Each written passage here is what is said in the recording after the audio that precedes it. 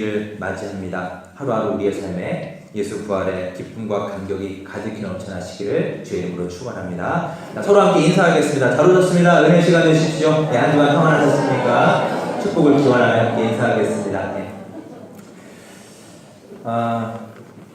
약 10여 년 전에 서울에서 열린 한 찬양 컨퍼런스에 참석한 적이 있습니다. 악기별로 다 이제 강좌가 수업이 있었고요. 찬양 인도자반이 3반이 있었습니다. 저는 이제 그 찬양 인도자반에 들어갔었습니다. 이틀째 되는 날 저녁 식사를 하는데 저랑 같은 테이블에 이제 연세가 좀 지긋하신 여성분 3분이 나란히 제 건너편에 3분이 앉으셨습니다. 딱 보니까 이제 일행인 것 같아요. 그래서 식사하면서 여쭤봤습니다. 어디에서 오셨나요? 그랬더니 저기 전라도 광주에서 오셨다고 하시더라고요. 저는 참 궁금했습니다. 이게 찬양 컨퍼런스인데요. 오는 사람들이 거의 다 20대 청년들이에요.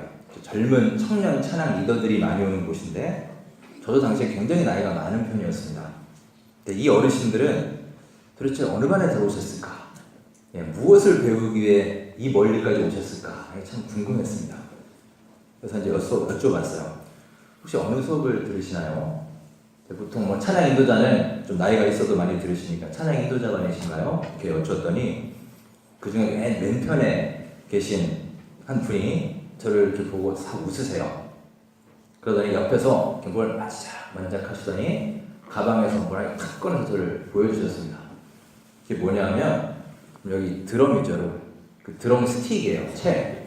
그걸 딱 이렇게 보여주시는 거예요. 알고 보니까 저 광주의 한 교회에 65세 이상으로 구성된 여성으로 구성된 할머니 찬양단, 실버 찬양단의 드러머이셨던 겁니다. 깜짝 놀라서 이제 옆에 분을 딱 봤더니 그분 뒤에 이렇게 기타가 있더라고요. 아, 저분이 기타리스트구나. 그랬고 그 옆에 분은 아무것도 없어요.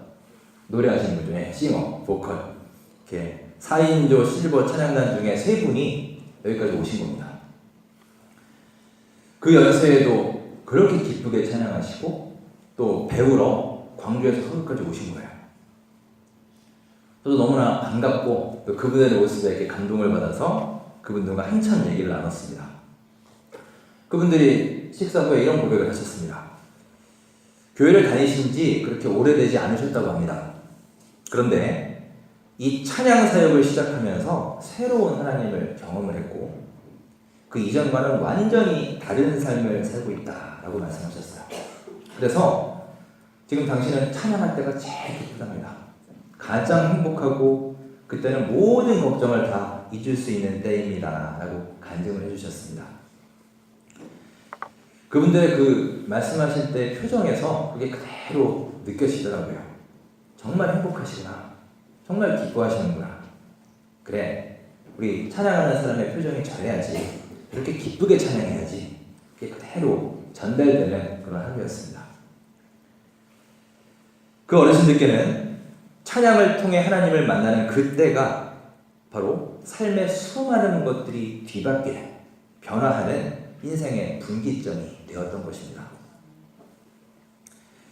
자, 여러분, 오늘 말씀을 시작하면서 여러분께 묻겠습니다. 나의 삶을 돌아볼 때 나는 이런 인생의 분기점이 과연 언제였습니까?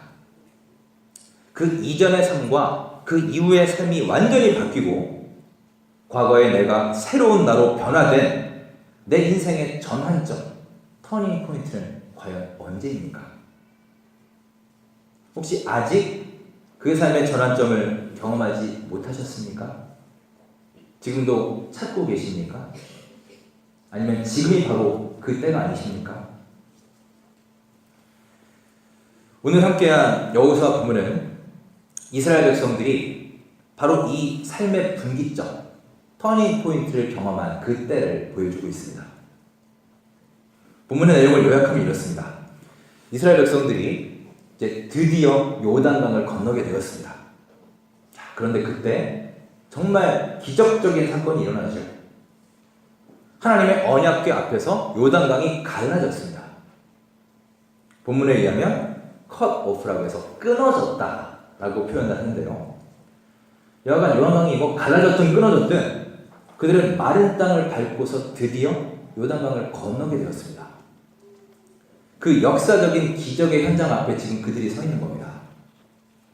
자, 그런데 이 중요한 시점에서 하나님은 백성들에게 한 가지의 지시를 내립니다. 참 이것도 알 수 없는 지시입니다. 뭐라고 말씀하시냐면 4절에 보시면 기념비를 세우라는 거예요. 기념하는 비를 세우라는 겁니다. 즉 너희들이 요단강을 건넜다라는 것을 기념하는 비를 세워라. 세우는데 총 2개를 세워라. 구체적으로 말씀하십니다. 하나는 지금 요단강이 갈라져 있는 저 강의 한가운데 강 바닥에다가 세울 것이고, 또 하나는 저 강 건너편 가나안 경계지역, 그곳이 길갈입니다. 길갈 지방에다가 세워라. 이렇게 말씀하셨습니다. 자, 그러면 이 부분을 읽으면서 참 궁금해집니다.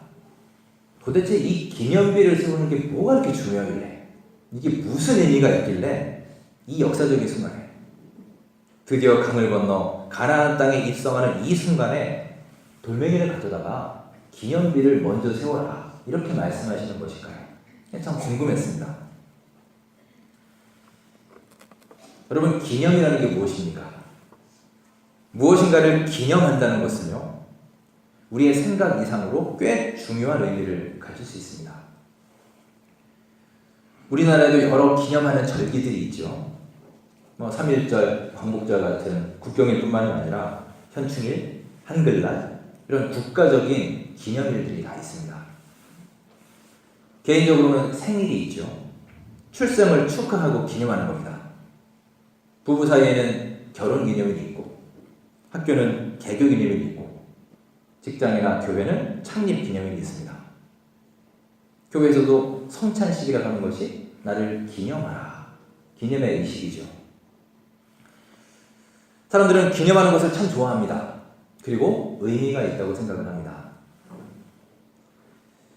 제가 있던 애틀랜타에는 유명한 관광지가 하나 있는데 스톤 마운틴이라고 하는 관광지가 있습니다. 스톤 마운틴이라는 이름 그대로 돌산이에요. 돌산. 커다란 이렇게 화강암 덩어리 하나로 이루어진 아주 거대한 하나의 돌산입니다. 그래서 그 주변을 이렇게 공원으로 만들었습니다. 그래서 휴양시설도 갖추고 캠핑도 할 수 있게 이렇게 관광지로 만들었어요. 그래서 멀리서 보기도 하고 캠핑도 하고 또 직접 산에 올라갈 수도 있습니다. 등산도 할 수 있어요. 그렇게 어렵지 않습니다. 저희 큰애가 한 5살쯤 됐을 때 저랑 같이 손잡고 올라갈 정도였으니까 한 50분에서 1시간 정도면 정상에 오를 수 있는 그런 가볍게 오를 수 있는 산입니다. 그러면 그 5살짜리 애하고 저하고 둘이 올라가면서 뭘 하겠어요? 계속 얘기하는 거죠. 아들하고 참 대화를 많이 할 수 있으니까 그 시간이 참 좋더라고요. 애는 계속 물어봅니다. 그냥 눈에 보이는 거를 다 물어봐요. 아빠, 저 나무는 무슨 나무야? 저 새 이름은 뭐야? 저 풀은 뭐야? 저 산 밑에는 뭐가 있어? 쉴 새 없이 물어봅니다. 물어보는 거는 괜찮은데 제가 뭘 알아야 가르쳐주죠. 저 새 이름을 제가 어떻게 다 알겠어요? 응, 아빠 잘 모르겠어 라고 하는 것도 한두 번이지 계속 모르니까 눈치도 보이고요. 엉터리로 알려주기도 그렇고 좀 그만 좀 물어봤으면 좋겠는데 얘는 야속하게도 아빠 마음을 아는지 계속해서 질문을 합니다. 그러다가 이제 중간쯤에 갔는데 이렇게 하얀 바위가 하나 나왔어요. 그 바위를 보고 애가 또 궁금해서 묻습니다. 아빠, 저 바위에 뭐라고 써 있는 거야? 딱 보니까 진짜 뭐라고 써 있더라고요. 거기 낙서가 이렇게 많이 돼 있었습니다. 영어로 막 써 있고 이제 어느 나라 말인지도 모르는 그런 언어로 막 써 있고요. 근데 중간에 아주 반가운 한글이 딱 적혀 있더라고요. 아주 짧게 제가 사진도 찍어놨는데요. 이렇게 적혀 있습니다. 사람 이름이에요. 상훈, 은정 써 있고 중간에 하트가 이렇게 그려져 있어요. 그런 거 많이 보셨죠? 아마 이제 한국인 그 커플이 왔다가 관광지 왔다가 기념으로 이제 바위에다가 낙서해놓고 간 것 같습니다. 아이 덕분에 저도 이렇게 반가운 한국말도 보고 아주 재미있는 구경을 했습니다. 여러분도 그런 거 많이 보셨죠? 내가 어디에 가면 내가 여기에 왔었다라는 것을 이렇게 남겨놓고 싶은 심리가 있습니다. 바로 기념하고 싶은 거죠. 자, 오늘 본문을 보시면서 그 기념의 의미를 찾아보겠습니다. 6절, 7절 말씀을 함께 읽어볼까요? 함께 읽겠습니다. 이것이 너희 중에 표징이 되리라. 후일에 너희의 자손들이 물어 이르되 이 돌들은 무슨 뜻이냐 하거든 그들에게 이르기를 요단물이 여호와의 언약궤 앞에서 끊어졌나니 곧 언약궤가 요단을 건널 때 요단물이 끊어졌으므로 이 돌들이 이스라엘 자손에게 영원히 기념이 되리라 하라 하니라. 아멘. 한마디로 이것은 표징이 된다는 것입니다. 증표가 된다는 거예요. 왜 돌멩이로 기념비를 쌓느냐? 그 기념비를 표징으로 삼으라는 뜻입니다. 구체적으로 이런 거죠. 첫째, 하나님이 언제나 우리 이스라엘 백성들과 함께 하신다. 둘째, 그래서 하나님은 이 요단강을 갈라주시는 기적까지 일으키면서 너희들을 지켜주신다. 셋째, 그러니 너희들은 그 요단강에서 돌을 취해다가 기념비를 세우고 후대에 그것을 표징으로 삼아라. 이런 뜻입니다. 또 말씀하시기를 만약에 너희 후손들이 그 표징을 보고 물으면 대답해 주어라. 그러면서 그 질문과 대답까지 상세하게 알려주십니다. 자, 가만히 생각해 보면 후손들은 그 의미를 모르잖아요. 그럼 후손들이 그 돌멩이들을 보면 신기해하지 않겠습니까? 요단강 한복판에 돌이 우뚝 솟아 있습니다. 그 돌은요, 요단강이 막 범람하는 우기를 빼면 보입니다. 항상 우뚝 솟아 있어요. 그리고 똑같은 돌 12개가 강 건너편에도 쌓여 있습니다. 그러면 그 후손들이 보면서 저게 도대체 뭘까? 궁금하지 않겠습니까? 그러면 물어보겠죠. 자기 아버지께 또는 할아버지께 물어볼 겁니다. 아버지, 저 돌들은 도대체 뭔가요? 저기 왜 있나요? 할아버지, 저 돌들의 의미는 도대체 무엇인가요? 물으면 이렇게 답해 주라는 겁니다.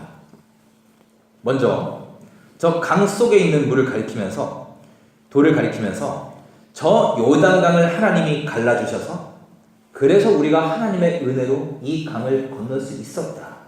이것을 증언해 주라는 것이고요. 건너편 길갈에 있는 돌을 가리키면서 물으면 우리가 바로 저기로 인도하심을 받았다. 하나님께서 능력의 손으로 우리를 저곳으로 인도해 주셨다. 바로 이 얘기를 하라는 겁니다. 여러분, 이게 바로 간증이죠. 너희들이 겪고 체험한 것을 후손들에게 간증하라는 것입니다. 너희들의 생생한 체험 들려주고 그 하나님의 은총과 기적에 대해서 간증을 하라는 겁니다. 그래서 너희들의 삶이 어떻게 변했는지 그 삶의 터닝 포인트를 얘기해주고 그 이전과 그 이후의 삶이 어떻게 달라졌는지 그 비포와 애프터를 알려주라는 거예요.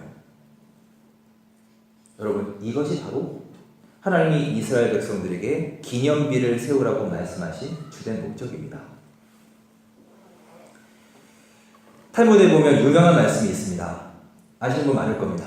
어리석은 부모는 자녀들에게 재산을 남기고 양식 있는 부모는 자녀들에게 지식을 남기고 지혜로운 부모는 자녀들에게 뭘 남기죠? 신앙을 남기죠. 네, 믿음을 남깁니다. 제가 옛날 사역하던 교회에서 어르신들에게 이 말씀을 드렸어요. 그랬더니 그분들이 하나같이 막 손사래를 치시면서 그러세요. 목사님, 요즘 모르는 소리 하지 마세요. 요즘 애들은요, 자기 부모가 어리석은 부모여도 괜찮으니까 재산을 남겨주세요. 그런답니다. 여러분, 우리가 남길 수 있는 것은 많습니다. 명예도 남길 수 있어요. 재산도 남길 수 있습니다. 부도 남길 수 있겠죠. 지식도 남길 수 있습니다. 물론 이런 것들도 살면서 필요할 때가 있습니다. 하지만 여러분, 이 시간 가슴에 새기고 기억하시기 바랍니다. 우리가 남길 수 있는 가장 크고 가치 있는 유산은 바로 신앙의 유산이라는 것을 믿으시기 바랍니다. 자, 이 시간 저를 한번 따라해 보실까요? 우리 하나님께 고백하는 겁니다. 신앙의 유산을 남기겠습니다. 유산을 남기겠습니다. 아멘입니까? 아멘. 그래서 여러분, 그들은 요단강을 건너자마자 하나님이 기념비를 세우라고 말씀하신 거예요. 신앙의 유산을 남기기 위해서, 신앙의 간증을 위해서 그런 것입니다. 사랑하는 여러분, 우리는 무엇보다 나의 신앙의 간증을 가질 수 있어야 합니다. 내 인생의 전환점이 언제인지, 그 이전의 삶과 이후의 삶이 완전히 바뀌고 모든 것들이 변화하고 뒤집어진 내 인생의 그 터닝 포인트가 과연 언제인지 나의 삶에 대해서 진지하게 돌아보고 성찰하는 시간이 반드시 우리에게 필요합니다. 내가 예수님 알기 전에는, 내가 예수님 믿기 전에는 아무런 비전도 소망도 없는 사람이었으나 지금은 예수님을 믿으면서 얼마나 행복하고 얼마나 감격적이고 얼마나 기쁨이 넘치는지 모릅니다. 나는 예수님을 주로 영접하고 이렇게 변했습니다. 나는 예수님을 믿고 이런 것을 버렸습니다. 이런 삶의 분기점이 여러분 이제 우리 신앙생활 가운데 있어야 하지 않겠습니까? 여러분, 우리가 얼마나 오래 신앙생활을 했느냐, 이 신앙생활의 연수가, 우리 신앙의 나이가 우리 신앙의 성장을 보장해 주는 것이 아닙니다. 구역 예배를 드리거나 교인들 신방을 하다 보면 자녀 얘기들을 참 많이 합니다. 우리 자녀들이 잘하는 것도 있지만 한편 좀 걱정이 되는 것도 있기 마련이죠. 또 좀 부족한 면도 있기 마련입니다. 저도 이제 저희 아이들을 보면서 경험하는 중입니다. 네, 특히 부모님들이, 특히 그 중에 이제 엄마들이 많이 그러세요. 엄마들이 가장 염려하는 것 중에 하나가 좀 늦다는 거죠. 우리 애가 무언가에 좀 늦어, 이겁니다. 걸음마도 늦고 다른 애들은 다 걷는데 우리 애는 아직 못 걷고 기어다니고, 그러면은 걱정이 되죠.